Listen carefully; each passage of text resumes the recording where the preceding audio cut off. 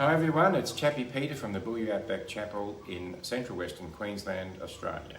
And I'm Chappie Chris. Recently we passed through Normanton on our way to Cairns. Did you know that Normanton was established as a port for the Gulf of Carpentaria's cattle industry, and its importance grew with the discovery of gold at Croydon nearby? The town's tourist attractions include the Golf Lander train, the Purple Pub, and the replica of an enormous crocodile caught many years ago. It's known as Chris the Savannah King. This replica shows the true size of the giant 8.6 metres saltwater croc, which is said to be the largest ever captured in the world. Wow. This crocodile actually lived on the Norman River in the 1950s.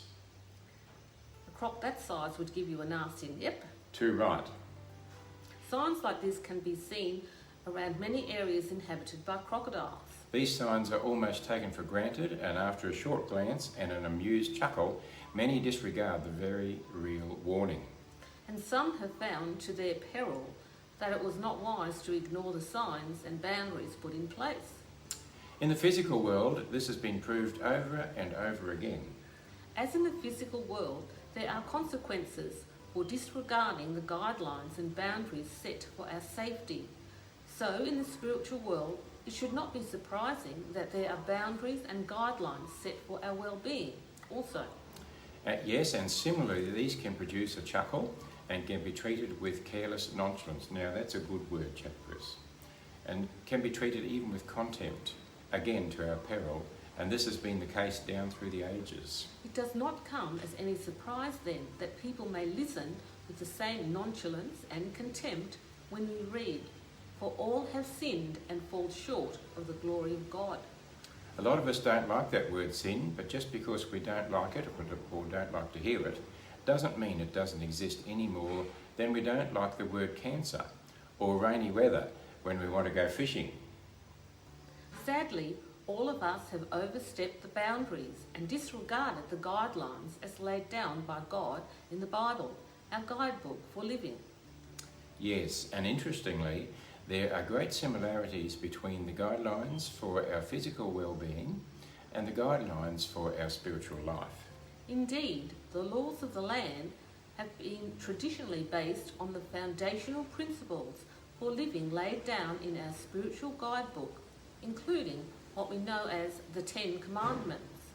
The nasty thing is that while we may think we have kept to the guidelines physically, because we haven't been caught yet, or maybe we think we're good people, and spiritually because we can see that we actually haven't done most of those things, like murdered someone or taken a fancy to someone else's girl or fella. The Bible states that even if we think of doing these things, it is as good as having done so. So it comes as a shock to realise that before a holy God, we have indeed, as a race and as individuals, fallen short of God's standard. Happily for us, God's love for his created beings was so great that he demonstrated that love by Christ dying to take the penalty for the wrong of mankind, thereby bridging the gap that existed between God and man. Yes, and happily, as we know, being right again with God, being reconciled, being at one again with him is offered as a gift for the taking. Isn't it wonderful that this free gift contains a bundle?